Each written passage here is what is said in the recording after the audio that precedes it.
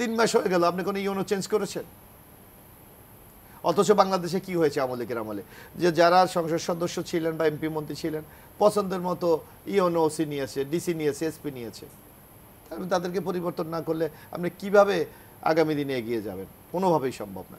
এই যে একটা নাম কথা বলা হয়েছে, আলী ইমাম মজুমদার, এখন আগে উনি ছিলেন ডক্টর ইউনূসের সাথে তার কার্যালয়ের উপদেষ্টা, এবং বাইরে যে অভিযোগ যে আওয়ামী লীগকে যত মানে পুনর্বাসনের মূল দায়িত্ব তার, এখন তাকে আপনি হয়তো একটু এই বিভিন্ন সমালোচনার পর তাকে আবার উপদেষ্টা হিসেবে একটা মন্ত্রণালয় দিয়েছে, অর্থাৎ তার বিরুদ্ধে ব্যবস্থা নিয়েছেন, আপনি নেননি।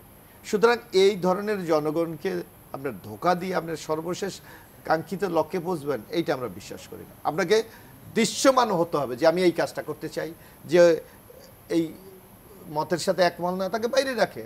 আমরা বলি না যে তাকে শেখ হাসিনার মতো একেবারে চাকরি থেকে বাদ দিয়ে দেন, ওএসডি করে দেন, সে আমরা বলছি যে সরকারকে তার লক্ষ্যে পুষতে হলে তার কিছু জায়গা গতিশীল।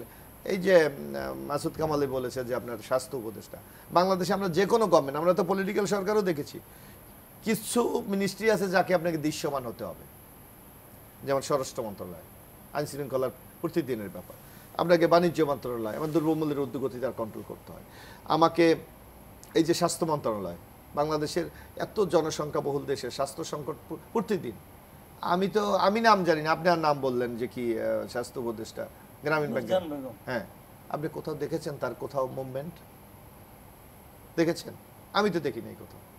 তো সুতরাং এই সরকারের যে চয়েসটা, যারা তাদের যে বিভিন্ন জায়গায় বসানো, এই ক্ষেত্রে ব্যাপক দুর্বলতা আছে, যা দিয়ে আমরা কাঙ্ক্ষিত সাফল্য অর্জন করা যাবে না।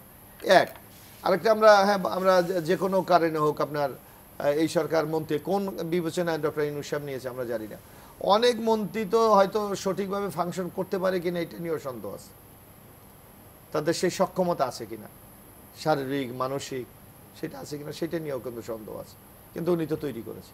যার কারণে আমরা বলবো এখনো সময় আছে, 3 মাস আমরা আপনাদেরকে সময় দিতে চাই, কিন্তু জনগণের মধ্যে কিন্তু একটা অসহনীয় ভাব চলে আসে। আপনারা কতটুকু সময় দিতে চান? মানে আমরা বলেছি যে আপনার কতটুকু লাগবে আপনি বলেন, তারপর আমি কমেন্ট করবো। আপনি তো বলছেন না আমার 3 মাস লাগবে, 6 মাস লাগবে, আপনি তো বলছেন না।